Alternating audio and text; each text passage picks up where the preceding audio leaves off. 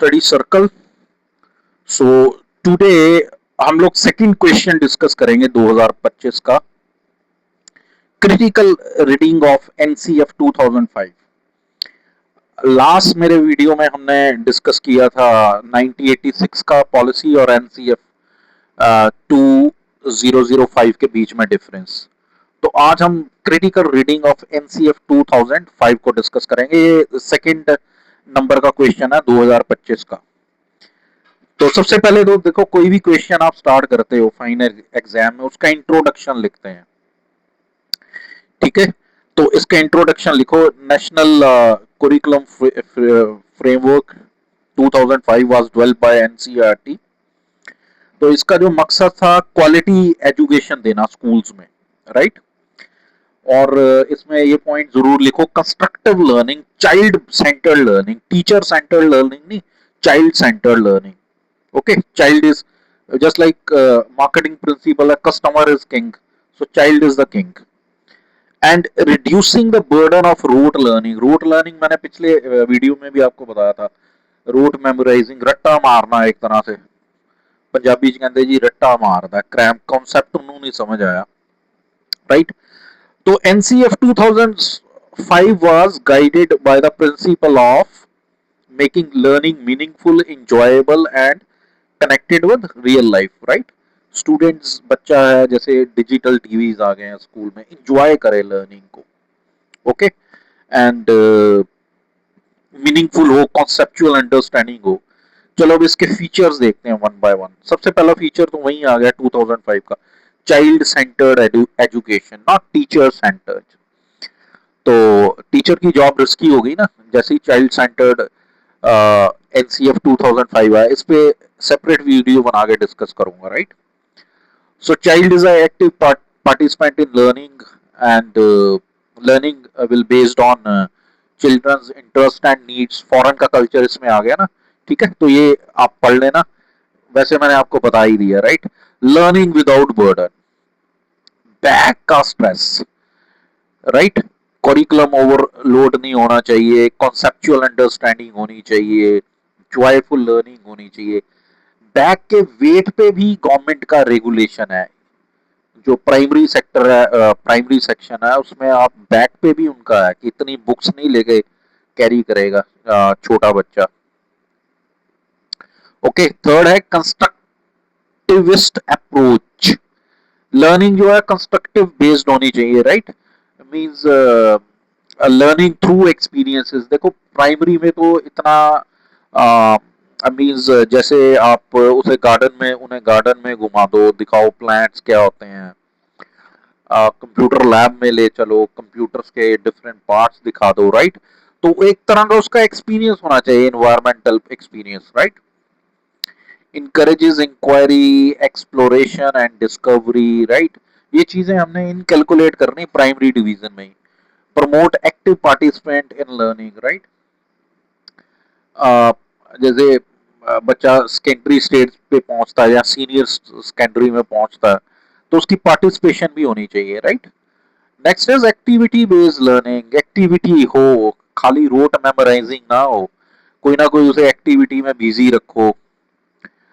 जैसे कि science experiments हैं, डिस्कशंस हैं, फील्ड इंटरेस्ट हैं, making learning practical and meaningful. Inclusive education, ये भी लास्ट मेरे वीडियो में मैंने डिटेल में चर्चा की है। इंक्लूसिव एजुकेशन क्या होता है, जिसमें स्पेशल चिल्ड्रंस, एबल और डिसेबल दोनों इकट्ठे ही पढ़ते हैं एक ही छत के नीचे,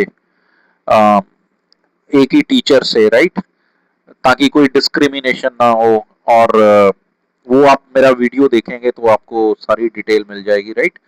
needs of disadvantages and differently abled learners, right. Social justice and equality होता है इससे promote. Flexible curriculum, social justice और इक्वेलिटी तो ठीक है, लेकिन जो पढ़ा रहा है डिसेबल और एबल्स को, वो जो उसका क्लासरूम का एक्सपीरियंस है वो डिफरेंट है। वो कभी सेपरेट वीडियो बना के चर्चा करेंगे करिकुलम के, ठीक है। फ्लेक्सिबिलिटी होनी चाहिए करिकुलम में। It will cater the local needs and content, encourage creativity and innovations, right? बड़ी चीजें कह गए हैं, creativity and innovation. Language across the curriculum. देखो इसमें एक कंपलसरी है कि मल्टी लैंग्वेज, 3 लैंग्वेजेस आप सिखाओ, एक लोकल लैंग्वेजेस, इवन ये भी था 2005 में कि जो लर्निंग होनी चाहिए, जैसे हिंदुस्तान है तो हिंदी में हो, मीन स्पेनिश की भाषा स्पेनिश, जर्मन्स की जर्मन्स, लेकिन हम हिंदुस्तानियों की लैंग्वेज इंग्लिश क्यों? तो ये मतलब बाबा रामदेव ने भी कहा था कि जो मेडिकल साइंसेस भी है वो भी हिंदी में होना चाहिए, या लोकल लैंग्वेज में हो, जैसे पंजाबी है, पंजाबी च भी तो अगला पढ़ सकता है ना, गुजराती है, India is a country of lot of languages, right? तो 3 लैंग्वेजेस सिखानी है, use of mother tongue in learning, right? Continuous and comprehensive evaluation, CC, ये मैंने लास्ट वीडियो में भी आपको बताया था, इसके 3 अप्रोचेज हैं, cognitive approach, affective domain and psychomotor domain. Cognitive domain related with brain, affective domain उसकी पर्सनालिटी है, हेल्थ, एजुकेशन, सारा उसका कैसे वो मींस उठता बैठता है, अच्छा सिटीजन होगा कि नहीं, साइकोमोटर उसके स्किल्स हैं, कारपेंटरी स्किल है, कंप्यूटर स्किल है, कोडिंग स्किल्स है, तो ये सारा है, राइट? ताकि वो अपनी रोजी रोटी कमा सके, सीसीई का मेन मकसद ये है, खाली थोरेटिकल बेस ना हो, राइट? तो ये सारे फीचर हैं 2005 के। अब स्पेशल करेक्टरिस्टिक भी है, connected knowledge to life, okay, आपने नॉलेज देना उसे लाइफ का, स्कूल में ही वैसे नॉलेज बेसिकली तो प्रैक्टिकल एक्सपोजर से ही मिलती है, बट फिर भी आपने कोशिश करनी है कि उसे नॉलेज देके भेजना, learning through experiences, peace and value education, ताकि वो शांति से रह सके एक कंट्री में, ये ना हो कि लड़ाई झगड़े ज्यादा करे, democratic value, tolerance and cooperation, Gandhi का एजुकेशन भी आपने देना है, राइट? इन्वायरमेंटल एजुकेशन आपने देना है, पता होना चाहिए इकोलॉजी का, ये जो 6 सीजन्स हैं हिंदुस्तान में, सर्दी, गर्मी, बसंत, बरखा ऋतु, इन सब की आपने नॉलेज देनी है बच्चों को, सस्टेनेबिलिटी डेवलपमेंट रहे, राइट? प्लास्टिक का यूज क्यों कम करना है, मिट्टी क्यों, सैंड क्यों ज्यादा यूज करनी है, तो ये सारा आपने देना है, राइट? जेंडर सेंसिटिविटी हो, means there is no discrimination on the basis of gender, male females equal, ताकि उसका दूसरे जेंडर के प्रति भी एक रिस्पेक्ट रहे, right? Critical thinking and creativity, reasoning ability हो उसमें, क्रिटिकली सोच सके, प्रॉब्लम सॉल्वर हो, that is the main skill, innovative हो, राइट?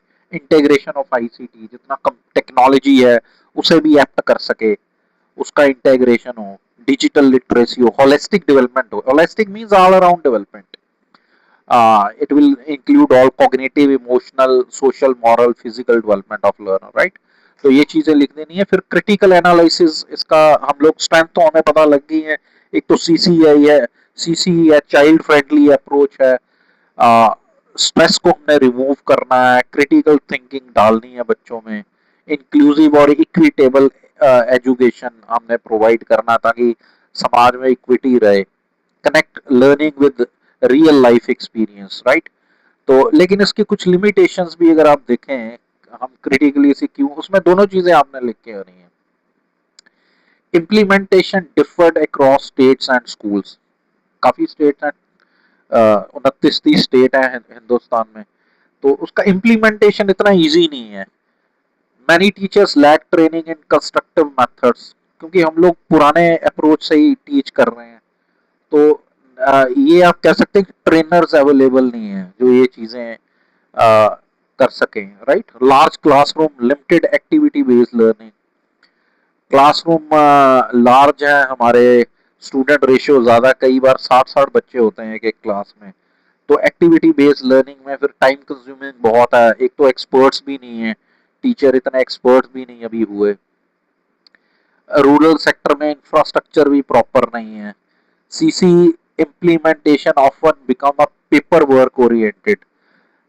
लास्ट ईयर मैं एक स्कूल में था केवीएस में, तो वहां पे एक टीचर ही कहता, काफी सीनियर था, कहता कि ये ना पेपर बेस्ड स्कूल है, कागजी स्कूल है, ऐसा कुछ होता नहीं है। तो सीसी इम्प्लीमेंटेशन जो है वो पेपर बेस्ड ज्यादा है स्कूल्स में, कि हमने जी कंप्रिहेंसिव और कंटिन्यूस इवेल्युएशन कर दिया, ग्रेड्स ही देने होते हैं उसमें। तो पेपर वर्क काफी बढ़ गया है टीचर्स का। Limited technological resource and many institution, है ही नहीं, रिसोर्स ही नहीं है गांव के स्कूल्स में।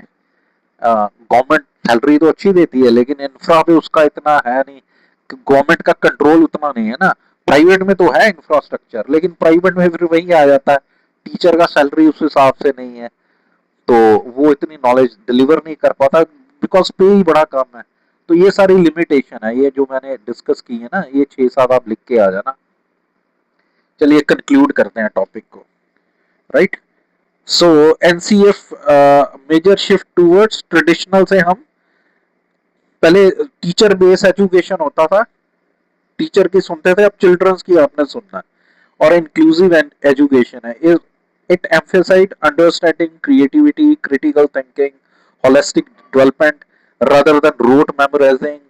Also, implementation challenging remained NCF2 significant influenced, लेकिन फिर भी इसके कुछ चैलेंजेस हैं अभी भी, मीन्स वो वही जो हमने इसे क्रिटिसाइज की है, वो सारे इसके चैलेंजेस हैं कि उसमें सैलरी का बड़ा इशू है और प्रोफेशनल्स अवेलेबल नहीं है। तो ये आपने कंक्लूजन में लिख के आ जाना, right.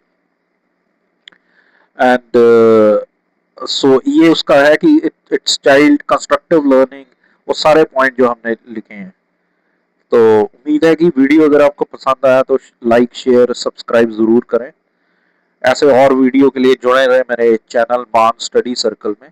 We will also discuss some practical tips की ऐसा क्यों नहीं हो पाया, सीसीई क्यों लैग कर गई स्कूल्स में, ऐसा क्या हुआ, कि वो सारे प्रैक्टिकल चीज भी आपसे डिस्कस करेंगे। सो एग्जामिनेशन पॉइंट ऑफ व्यू से आप ये लिख दें। Thanks a lot.